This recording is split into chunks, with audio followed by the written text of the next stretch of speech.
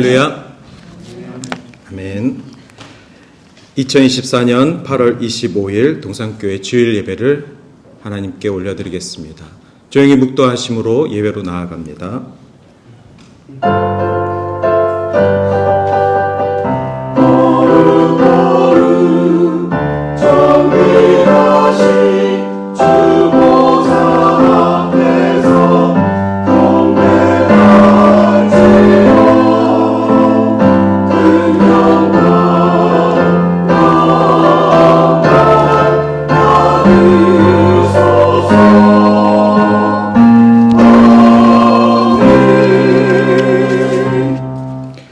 내가 하나님 여호와께서 하실 말씀을 들으리니 무릇 그의 백성 그의 성도들에게 화평을 말씀하실 것이라. 그들은 다시 어리석은 대로 돌아가지 말지로다. 진실로 그의 구원이 그를 경외하는 자에게 가까우니 영광이 우리 땅에 머무르리라. 은혜의 보좌 앞에 담대히 나와 사랑하는 하나님 아버지 앞에 예배하는 주의 백성들을 주님 받아주시옵소서. 주의 영광 가운데 살게 하여 주시고 거룩의 옷을 입고 구별된 자로 살아가게 하여 주시옵소서. 지치고 힘든 영혼들 주님 앞에 나와 무릎 꿇고 예배하오니 주여 우리의 상한 심령을 회복시켜 주시고 오직 주의 말씀으로 새로워지는 동산의 성도들이 될 수 있도록 하나님 축복하여 주실 줄 믿습니다. 이 시간 예배 가운데 성령 하나님 임재하시어서 주의 말씀으로 충만케 하여 주시고 구원의 기쁨으로 감동하는 신앙인으로 삶을 살아갈 수 있도록 결단하는 심령들 주님 앞에 나왔사오니 주여 영과 진리로 예배합니다. 주여 받아 주시옵소서. 예수님의 이름으로 기원하옵나이다. 아멘.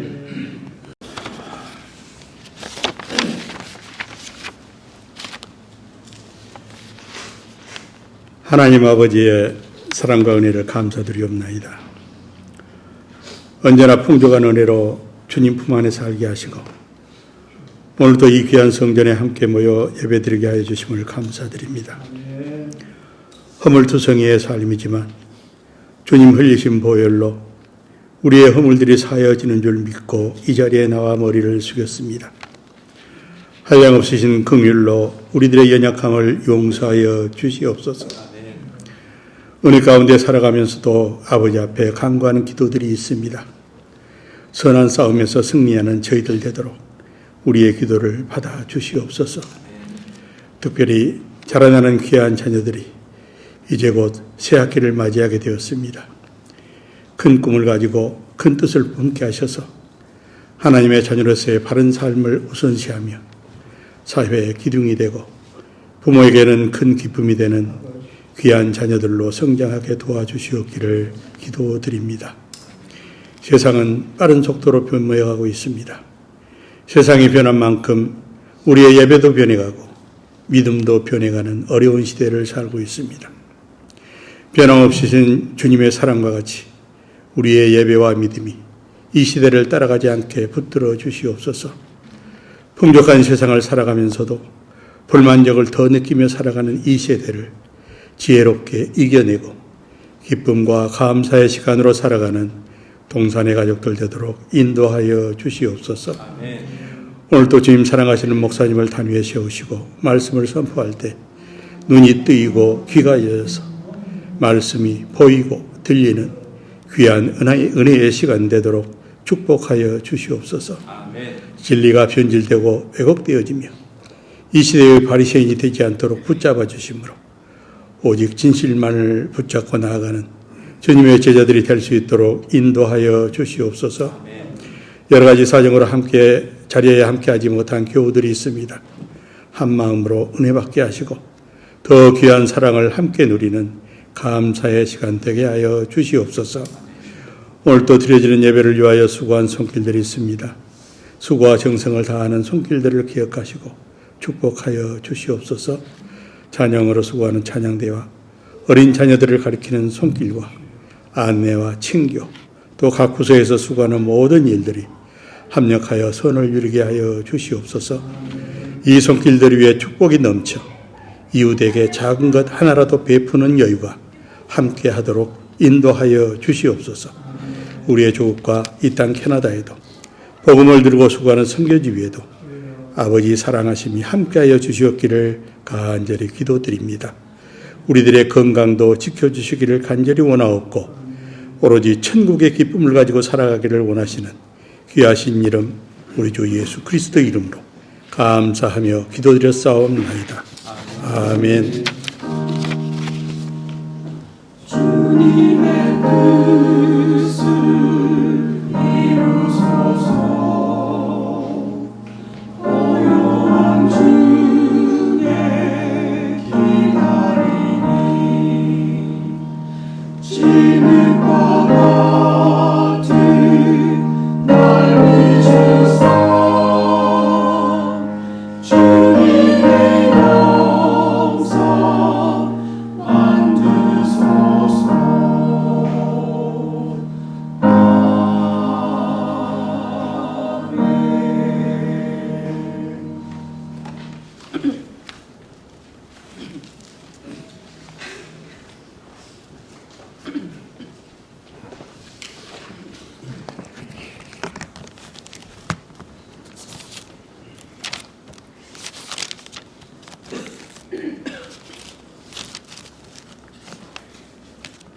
시편 150장 1절에서 6절 말씀입니다.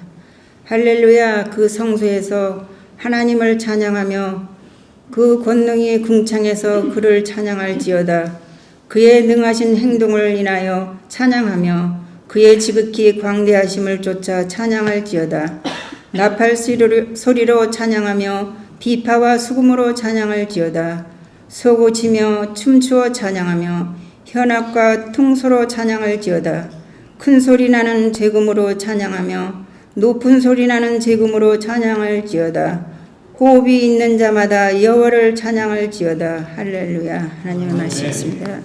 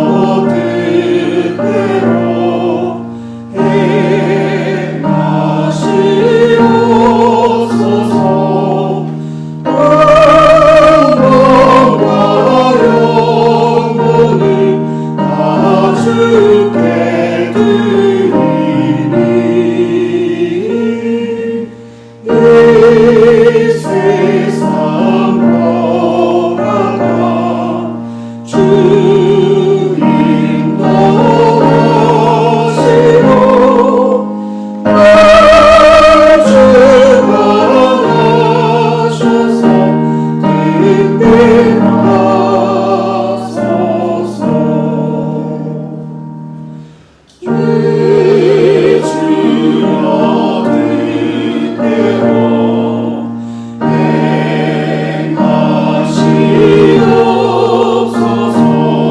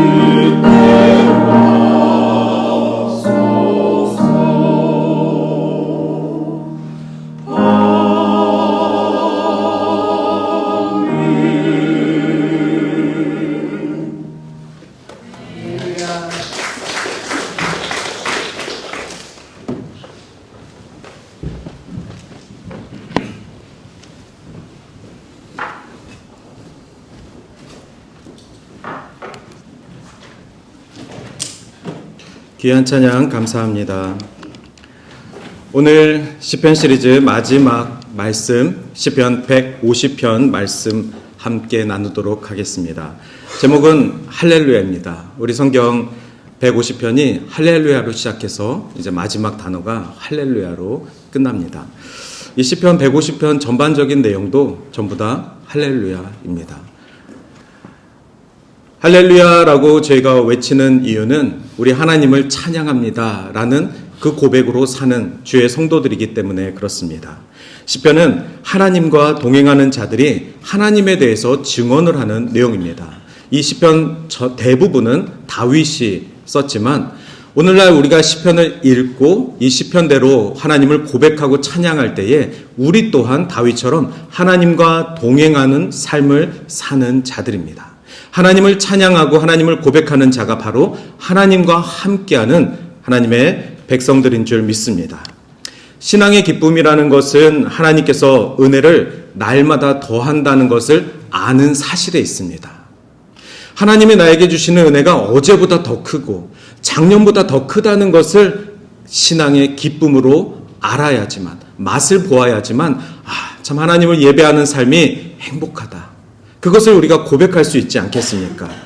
오늘 우리 장로님께서 기도해 주실 때도 우리의 눈을 떠서 귀를 열어서 하나님의 말씀이 내 안에 들릴 수 있도록 이렇게 중보해 주셨는데 이 시간에 우리 말씀을 들으면서 또 시편 말씀을 보면서 하나님 우리의 은혜의 눈이 띄어지게 하여 주시옵소서. 우리 안에 은혜가 더해지게 하여 주시옵소서. 시편을 우리가 1편서부터 150편까지 150번의 예배를 드린 건 아니지만 13편의 선정된 말씀을 보면서 하나님 처음 시편을 대했을 때보다 지금 은혜가 갑절로 더해지게 하여 주시옵소서. 그리고 혹 우리 가운데 시편 151편 세상에 존재하지 않는 151편이지만 여전히 이 시대를 살아가는 다윗이 있습니다. 여전히 하나님과 동행함을 원하는 성도들이 있습니다. 그렇다면 우리가 시편 151편의 작가가 되어야 합니다.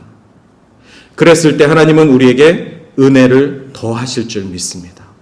사모하시길 바랍니다. 하나님 저에게 은혜의 눈이 더 열려지게 하여 주시옵소서. 성령께서 우리와 함께 하시니 이 어려운 말씀도 이해되게 하여 주시고 주님의 은혜의 삶이 날마다 저를 새롭게 하여 주시옵소서. 하나님을 알게 되면 하나님을 찬양할 수밖에 없습니다. 피조물인 우리가 조물주인 하나님을 만나게 되면 정말 경악을 금할 수 없을 것입니다.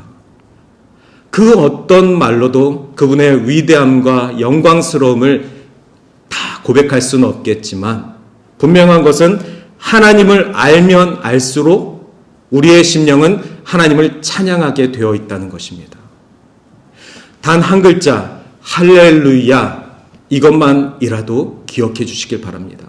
언제 어느 시에 하나님께서 우리를 찾아오실지 모르는데 그때 우리가 하나님을 만나게 되면 할렐루야 나의 하나님을 찬양합니다. 이 고백만큼은 우리의 호흡이 되어야 합니다. 우리가 숨을 쉬는 것과 동일하게 할렐루야가 우리의 언어가 되어야 하고 우리의 찬양이 되어야만 합니다. 매 예배 때마다 하나님 가슴 벅찬 예배를 드리게 하여 주시옵소서. 내가 오늘 은혜 가운데 회복되어질 것들을 소망합니다. 하나님 오늘도 성령의 임재를 경험하게 하여 주시옵소서. 그래서 우리가 예배 가운데 찬양하고 경배하는 것 아니겠습니까? 제가 할렐루야 하니까 제일 먼저 떠오른 노래가 있습니다. 아마 우리 한 번쯤 다 들어본 멜로디입니다. 핸델의 메시아 중에서 할렐루야라는 부분입니다. 앞부분만 조금 들어보도록 하겠습니다.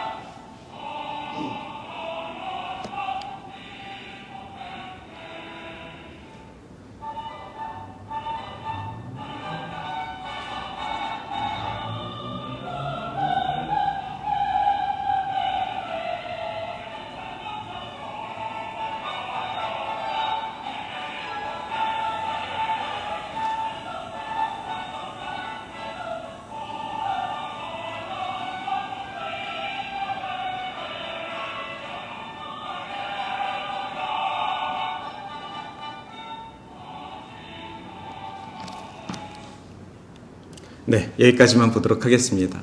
아마 저 뒤에 있는 우리 경성 형제도 할렐루야는 들렸을 것 같습니다. 우리가 이 메시아라는 노래를 들으면 적어도 다른 단어들은 우리가 들리지 않아도 할렐루야만큼은 참 들립니다. 작년 말에 저희 딸 예술학교를 다니고 있는데 퍼블릭 스쿨입니다. 그런데도 그 아이들이 전부 다 뮤지컬 반, 악기 반 전부 다 모여가지고 이 할렐루야 찬양을 같이 하는데 들으면서도 너무나도 감사하고 그리고 참 기뻤습니다. 이 학교 가운데, 캐나다의 이 퍼블릭 스쿨 가운데 할렐루야, 하나님을 찬양하는 저 입술들이 정말 이 노래를 기억하고 이 음악을 통해서라도 우리 하나님을 경배하는 그 시간들을 외칠 수 있다면 얼마나 기쁘고 기적 같은 일입니까? 그래서 오늘 이 시편 150편은 정말 나야가라에 가면 그 폭포수를 만났을 때 그 기분 있지 않습니까? 무언가가 콸콸콸콸콸 쏟아지는 그런 기분입니다. 시원하고 경이롭고 그리고 우리가 정말 이 할렐루야를 감당하지 못할 만큼의 존재구나. 우리 모두 다가 모여서 이 웅성웅성 할렐루야를 외칠 때 우리 하나님이 받으실 그 영광을 바라보게 됩니다. 물론 하나님은 지극히 작은 자 한 사람의 고백도 들으시고 응답해 주시는 우리 하나님이십니다. 오늘 150편 이 말씀을 보면은 이 할렐루야라는 단어가 실제로는 2번 나와 있습니다. 근데 그것은 한글 성경에만 할렐루야가 적혀 있습니다. 이 앞에 있는 영어 성경을 봐도 그렇고 전부 다 Praise the Lord로 되어 있습니다. 1절부터 5절까지 매 절마다 Praise the Lord, Praise라는 단어가 2번씩 있어서 총 10번의 할렐루야, 하나님을 찬양합니다. 이 고백이 있습니다. 매 절마다 하나님을 찬양합니다가 사회자와 회중이 서로 화답하면서 하나님의 영광을 올려드리는 성전에서 드리는 예배인 것입니다. 그리고 마지막 절 6절에도 하나님을 찬양하라, 찬양하라, 할렐루야 이렇게 끝납니다. 그래서 그 할렐루야라는 단어까지 포함하면 150편에는 총 13번의 할렐루야가 들어있습니다. 그렇다면 하나님을 찬양하는 장소는 어디일까요? 시편 150편 1절은 이 장소에 대해서 구체적으로 언급하고 있습니다. 할렐루야, 그의 성소에서 하나님을 찬양하며 두 번째는 그의 권능의 궁창에서 하나님을 찬양할지어다. 성소라는 장소와 궁창이라는 장소를 언급하고 있습니다. 성소라는 것은 어디이죠? 바로 하나님께서 계신 곳입니다. 백성이 하나님을 예배하는 곳이 성소입니다. 궁창이라는 곳은 어디입니까? 예전 이스라엘 사람들이 하나님은 궁창 위에 성소에 있다고 생각하였습니다. 즉 우리로 따지면 우주입니다. 성소란 궁창이라는 말은 이 땅에서 하나님을 찬양하며 저 높은 우주에서 하나님을 찬양합니다. 시 공간을 초월하여 하나님을 찬양한다는 뜻입니다. 하나님을 찬양하는 장소는 어디입니까? 성소와 궁창이 아니라 시 공간을 초월해서 하나님을 찬양해야 한다는 것입니다. 그것을 대표적으로 성소에서, 궁창에서 이렇게 찬양한다라고 말씀드릴 수 있는 것입니다. 즉 시편의 결론은 아마 기술적으로 하나님을 찬양하는 일은 언제 어디서나 할 수 있다라는 것을 가리키는 것에 있습니다. 149편에 하나님을 찬양하는 노래들을 실었고 마지막 편 150편에 아주 의도적으로 하나님을 찬양하는 일은 어디에서나 할 수 있습니다. 누구나 할 수 있습니다. 하셔야만 하는 겁니다. 마지막 6절에서 그것을 더 강력하게 구분하고 있습니다. 성소라는 것은 다시 한번 말씀드리면 하나님의 영역입니다. 하나님을 찬양할 수 있는 일은 하나님의 영역뿐만이 아니라 우리가 생각하기에 하나님은 그곳에 계시지 않아. 하나님은 저런 곳에 계시지 않아. 하나님은 저런 사람들과 함께 하시지 않아. 라고 우리가 정죄하는 그곳까지도 음부까지도 가셔서 저 지옥 끝까지 가셔서 우리와 함께 하시는 하나님이십니다. 하나님은 그 어디에도 계실 수 있는 무소부재의 하나님이십니다. 어떤 사람은 문자적으로 해석해서 하나님을 찬양하기 위해 비행기 타고 이스라엘에 가야 합니다. 이스라엘에 가서 성지 순례를 통해서만 내가 하나님을 더욱더 진실하게 예배할 수 있습니다. 라고 정말 문자적으로 해석하고 그렇게 가시는 분들도 많이 있습니다. 어제 뉴스에 이스라엘과 레바논이 서로 전쟁하고 있습니다. 그렇다면 하나님을 찬양하기 위해 지금 전쟁 중인 이스라엘에 가실 수 있겠습니까? 가야만, 그 전쟁 국가에 가야만 하나님을 찬양할 수 있습니까? 그 땅이 이스라엘이라서요? 그렇지 않습니다. 우리가 지금 있는 이곳에 하나님의 임재가 있다면 우리는 이곳에서도 하나님을 찬양할 수 있는 것입니다. 하나님의 영역을 우리가 제한할 수 없고 하나님이 예배받으시는 곳, 찬양받으시는 곳은 언제 어디서나입니다. 모든 곳에서 거하실 수 있는 우리 하나님을 반드시 찬양하는 것이 중요한 것 같습니다. 할렐루야, 우리 주님을 찬양하자. 우리 주님을 찬양하자. 1절만 해도 벌써 Praise the Lord가 3번이나 나왔습니다. 하나님을 만나는 것, 하나님의 임재를 사모하십시오. 오늘도 우리가 하나님 없이는 한 걸음도 갈 수 없음을 고백하며 우리에게 허락하신 호흡이 있는 동안 하나님을 사모하는 그 자로 살아가길 원합니다. 그래서 하나님을 만나는 것을 사모하여서 하나님을 만나는 그곳에 하나님을 영화롭게 하는 저와 여러분이 있기를 주님의 이름으로 축원합니다. 하나님을 바라보면 반드시 영광 올려드려야만 합니다. 하나님이 계신 곳에 그 영광이 우리가 바라볼 수 없을 만큼의 눈이 부시며 우리가 감당할 수 없을 만큼의 그릇으로 하나님의 영광을 노래하게 됩니다. 하나님을 찬양하기에 지음받은 천사들이 있지 않습니까? 그 천사들과 함께 하나님을 찬양하며 영원토록 하나님만 바라보며 하나님을 만나는 그곳이 바로 어디입니까? 천국입니다. 천국을 소망하는 것, 우리가 가야 할 본향, 그곳이 바로 하나님을 만나는 곳, 하나님의 임재가 있는 곳, 하나님을 영원히 찬양할 수 있는 곳입니다. 오늘날 이 땅에 살고 있는 아직 호흡이 있는 저희들에게 천국이 주어질 수 있는 이유는 이 땅에서도 우리가 하나님을 예배할 수 있기 때문에 그렇습니다. 하나님을 예배하며 하나님을 찬양하는 이곳이 바로 하나님이 우리에게 주어진 아주 작은 천국입니다. 천국의 삶, 천국의 기쁨을 이 땅 가운데서 맛보시길 원하십니까? 바로 그곳에 하나님의 임재를 경험하시고 하나님의 만남을 사모하셔야만 합니다. 성소와 궁창에서 하나님을 찬양하라. 그것은 하나님의 임재를 사모하는 자, 언제나 어디서나 하나님의 성전, 우리가 바로 하나님의 성전입니다. 저와 여러분 가운데 예수 그리스도가 거하시며 우리가 하나님의 성령이고 성전이고 성령 하나님께서 우리 안에 거하신다 하셨습니다. 그러니 우리가 하나님을 예배해야 하는 것입니다. 우리의 몸이 하나님을 예배해야 하는 것이 마땅한 것입니다. 성소에서 하나님을 찬양하십시오. 궁창에서 하나님을 찬양하십시오. 2절에 보면은 하나님의 무엇을 찬양하겠습니까? 그의 능하신 행동을 찬양합니다. 하나님의 능하신 행동을 찬양합니다. 또한 그분의 지극히 위대하심을 찬양합니다. 이것이 바로 우리가 하나님께 드리는 송영입니다. 여러분의 송영은 무엇입니까? 자주자주 하나님께 드리는 송영은 무엇입니까? 송영이란 하나님이 받으시는 찬송입니다. 나의 힘듦을 고백하고 정말 나의 어려운 삶을 고백하는 것이 아니라 하나님의 영화로운 보호자를 찬양하는 그 고백이 바로 송영입니다. 여러분의 송영, 상황은 바뀌어도 송영은 바뀔 수가 없는 것입니다. 그러니 목사님들이 앞에 나와서 성도의 상황들은 가지각색이지만 할렐루야 선포하는 것입니다. 할렐루야 선포하며 이곳의 모든 성도가 오직 하나님만 바라보는 예배 가운데 나아갑시다. 그렇다면 우리의 모든 상황을 아시는 하나님께서 임재하셔서 각자의 모든 형편들을 바라보시고 지키시고 응답하신 것을 믿고 예배 가운데 나아가는 것입니다.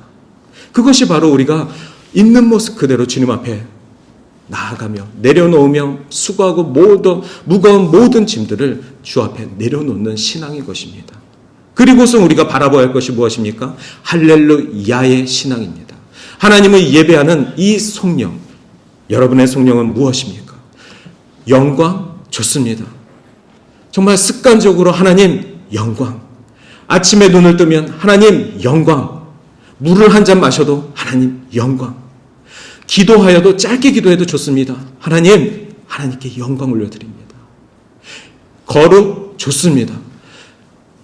입만 열면 거룩한 자가 되게 하여 주시옵소서. 거룩하신 하나님을 바라보길 원합니다. 거룩. 이사야서 6장 3절에 이렇게 나옵니다. 거룩하신 이여, 거룩하신 이여, 만군의 여호와여, 그 영광이 온 땅에 충만합니다. 이 고백이 이사야의 고백을 넘어서 저와 여러분의 고백이 되어야 합니다. 우리의 속령이 되어야만 합니다. 거룩하신 하나님을 노래하시길 바랍니다. 그러면서 능하신 행동, 위대하신, 지극히 위대하신 그 것들을 찬양해야 된다라고 나와 있습니다. 저는 2절 말씀을 묵상하면서 과연 하나님은 위대하신 분인데, 올마이리 가하신데 무엇이 위대하신 것일까? 나의 기준에서, 저의 삶의 기준에서 위대한 것은 무엇인가? 그렇다면 그 위대한 것이 내가 하나님을 이해하는 매개체가 될 텐데, 저와 여러분이 다릅니다. 상황이 다른데 여러분이 위대하다라고 생각하는 건축물은 무엇입니까? 위대하다라고 생각하는 삶의 기준은 무엇입니까? 위대하다라고 생각하는 여러분의 그 소망은 무엇입니까? 그렇다면 그것들로 통해서 위대하신 하나님을 바라보고 계신 건 아닙니까? 한 주간 저는 이 말씀을 묵상하면서 하나님, 제 삶에 그렇게 위대한 것을 제가 갖지 못했습니다. 제 삶에 그렇게 위대한 건축물이 저의 소유가 없습니다.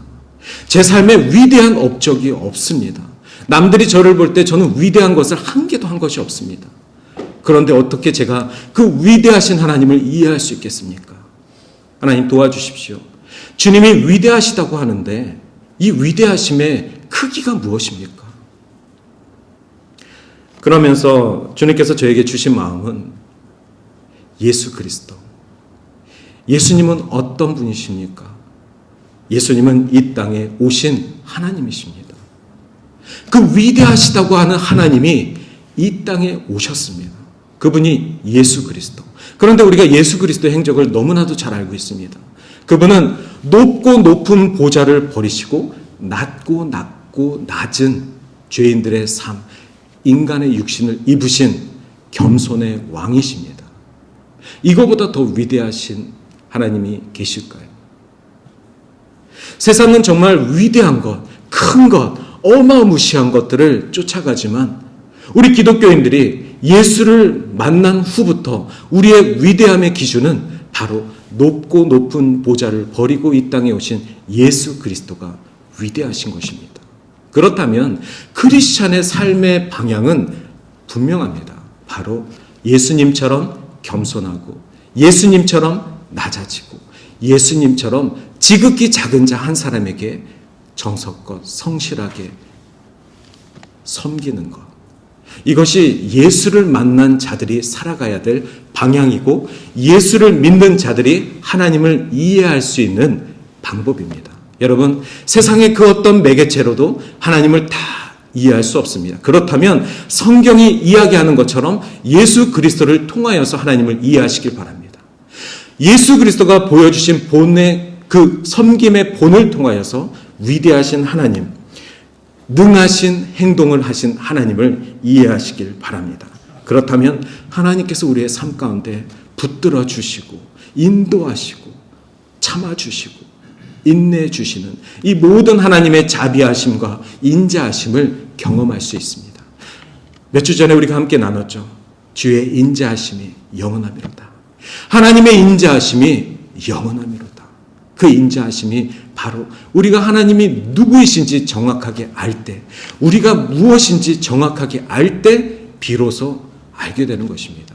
더 이상 세상과 세상의 기준과의 컨플릭트가 없게 되는 것입니다. 오히려 세상이 우리를 이해하지 못하는 것이죠.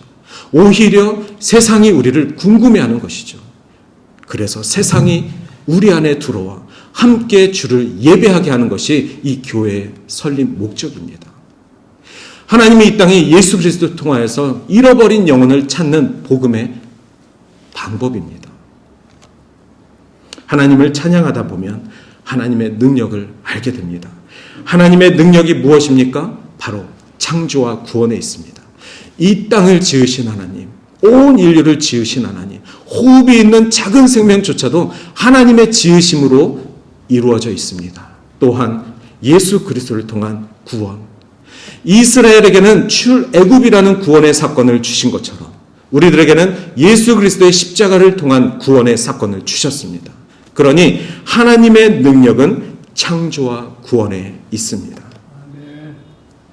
나의 영광, 나의 헌신, 나의 능력, 이러한 것이 하나님의 능력을 가리워서는 안 됩니다. 우리 간혹 이런 이야기를 합니다.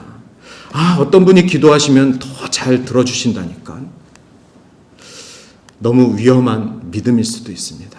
어떤 장로님이 기도해 주시면 정말 신유의 은사 때문에 아픈 자들이 다 일어난다고. 아주 위험한 믿음일 수 있습니다. 우리의 믿음의 시작은 위대하신 하나님을 바라보는 믿음입니다. 누구나 다 하나님께 기도할 수 있고 누구나 다 하나님의 그 위대하신 가운데 기적을 체험할 수 있습니다. 그렇다면 그 위대한 기도를 하는 자를 바라보는 것이 아니라 위대하신 하나님을 바라보아야만 하는 것입니다. 주님, 저에게도 그러한 위대한 신유의 은사를 허락하시옵소서. 그래서 제가 연약하고 불쌍하고 아파하는 형제자매들을 도울 수 있도록, 그들을 위해서 기도할 수 있도록 주님, 저에게 은사를 주시옵소서. 이러한 은사를 사모하는 자들에게 하나님께서 필요와 적절한 때에 은사를 주실 줄 믿습니다. 그분들을 쫓아다니는 것이 아니라 하나님을 바라보십시오. 하나님 중심의 삶, 내 중심의 삶이 아니라 하나님 중심의 삶을 사는 것, 그것이 바로 잠잠한 예배자의 삶입니다. 내 목소리를 들이미는 것이 아니라 내 경험을 주장하는 것이 아니라 잠잠히 여호와 하나님만 바라보는 삶. 그래서 능하신 하나님을 찬양하며 위대하신 하나님을 찬양하며 우리는 무엇이죠? 겸손하고 겸손한 지극히 작은 피조물일 뿐, 오직 하나님만을 예배하는 지극히 작은 피조물일 뿐, 하나님의 백성이 되는 것입니다. 우리를 죽기까지 사랑하신 예수 그리스도의 구원의 은혜, 이것만큼은 반드시 꼭 오늘 말씀을 통해서 기억해 주시길 바랍니다. 그러면서 3절에서 5절, 6절밖에 안 되는 150편의 절반이 무엇으로 하나님을 찬양할까? 이 내용입니다. 그래서 나팔 소리도 나오고 비파와 수금, 소고, 현악, 퉁소, 춤을 추며 큰 악기, 작은 악기 할 것 없이 모든 악기로 하나님을 찬양하자. 이 얘기입니다. 이 악기들이 중요한 것이 아니라 모든 악기로 하나님을 찬양하자. 우리가 작은 악기라면, 각 사람들이 작은 악기라면 여러분의 몸과 여러분의 목소리를 통해서 하나님을 예배할 수 있는 것입니다.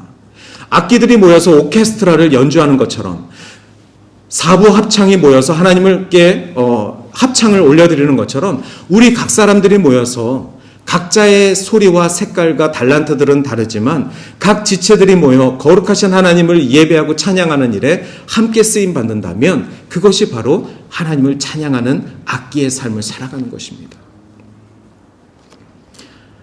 기억하십시오. 모든 악기로 하나님을 찬양할 수 있습니다. 예전에는 이 예배당에서 전자기타를 쓰는 것은 불경하다. 또 그 전에는 피아노를 치는 것은 불경하다. 피아노가 재즈바에서 쓰이던 악기였다고 합니다. 그 당시에는 이 파이프 오르간으로 하나님을 예배했을 때니까 재즈 피아노, 저 술집에서 쓰는 저 피아노로 어떻게 하나님을 예배하냐.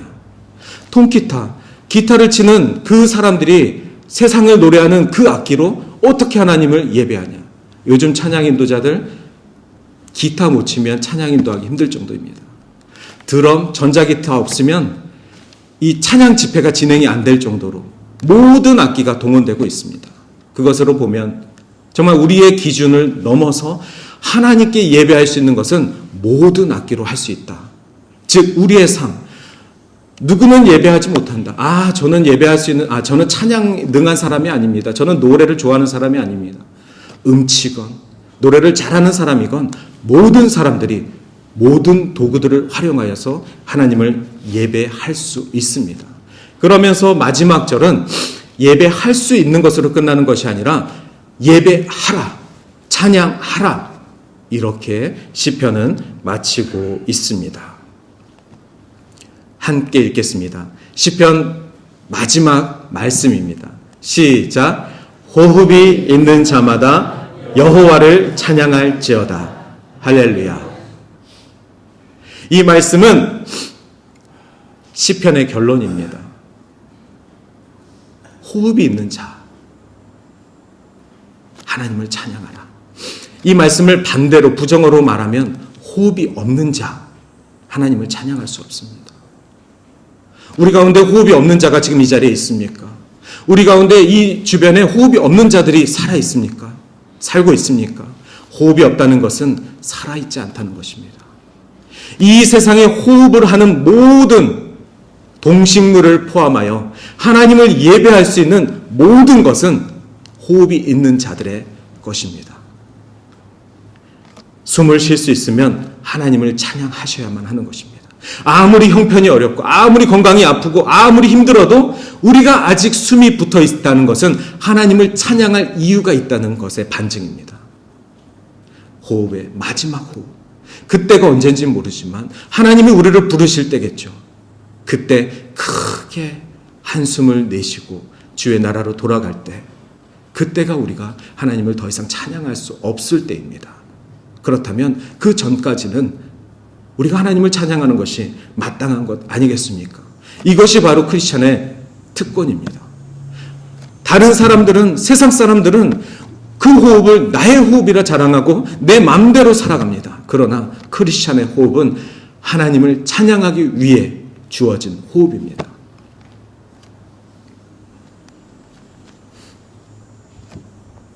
인생에 힘들고 어려운 일을 넘어설 수 있는 방법, 그것이 바로 크고 위대하신 하나님을 바라보고 찬양하는 것입니다. 그러면 하나님께서 은혜의 눈을 여시고 문제 해결을 인도하여 주실 것입니다. 반드시 하나님만 바라보시길 바랍니다. 할렐루야. 할렐루야. 할렐루. 찬양하라입니다. 야. 제가 여러분들께 야라고 한 게 아니고요. 야. 하나님입니다. 그래서 할렐루 찬양하라. 무엇을요? 할렐루 머니? 할렐루 땅? 할렐루 집? 할렐루 명예? 할렐루 자식? 아닙니다. 다 같이 할렐루? 네. 할렐루야입니다. 나중에 이 말씀을 보십시오. 그러면 150편 말씀에 할렐루가 총 13번 나왔다고 했습니다. 근데 야는 16번 나왔습니다. 할렐루야를 포함하여서 야는 우리 하나님은 16번 언급되어 있습니다. 이것만 봐도 무엇이죠? 찬양하는 것이 중요한 것이 아니라 그보다 더 중요한 것은 하나님입니다. 하나님 중심의 삶, 그것이 중요한 것입니다. 여러분 삶 가운데 다른 것을 찬양하지 마십시오. 다른 것을 노래하지 마십시오. 오직 하나님만 찬양하시길 바랍니다. 오직 하나님의 위대하신 능력을 찬양하시길 바랍니다. 하나님의 위대하신 결정, 이 땅에 예수 그리스도를 보내주신 그 결정을 감사하시고 찬양하시길 바랍니다. 그래서 우리 동산의 모든 백성들, 우리 삶 가운데 지속적으로 하나님과 동행하는 축복을 입기를 주의 이름으로 축원합니다. 우리가 마지막에, 숨이 붙어있는 마지막에 하나님을 외치며 고백할 것이 바로 할렐루야. 이 고백을 잊지 마시고 하나님만 바라보는 신실한 주의 백성들 되시기를 다시 한번 주님의 이름으로 간절히 축원합니다. 아멘. 이 시간 우리 같이 찬양하겠습니다. 우리 150편 말씀을 이제 찬양으로 만든 노래입니다. 호흡이 있는 자들마다 하나님을 찬양하라, 이런 노래입니다.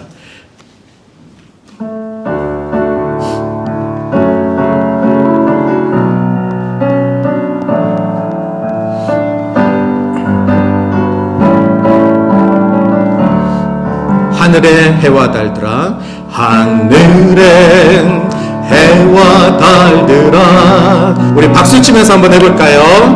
소리 높여 찬양하여라. 나팔소리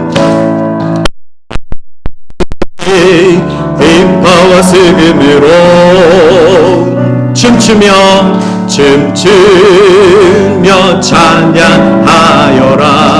험한 산과 넓은 푸른 바다, 험한 산과 넓은 푸른 바다, 모두 주를 찬양하여라. 호흡이 있는 자마다, 호흡이 있는 자마다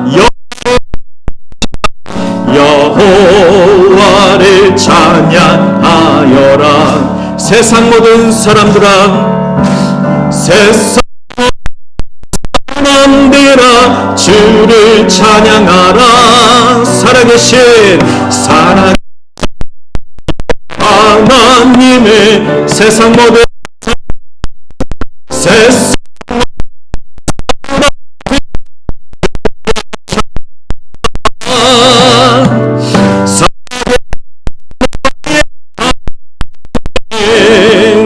호흡이 있는 자마다 여호와를 찬양하여라. 할렐루야. 아멘. 할렐루야. 아멘. 이 시간 우리 간절히 기도하겠습니다. 하나님, 우리에게 호흡을 주신 것 감사합니다. 오늘도 이 호흡을 통하여서 주를 예배할 수 있게 하셔서 감사합니다. 하나님, 이 호흡을 마지막까지 저희들에게 허락하시는 그 순간까지 할렐루야 주를 찬양하는 주의 백성으로 살아가게 하여 주시옵소서. 할렐루야 예배하는 가정으로 살아가게 하여 주시옵소서. 이러한 간절한 마음으로 이 시간 같이 합심하여 기도하겠습니다.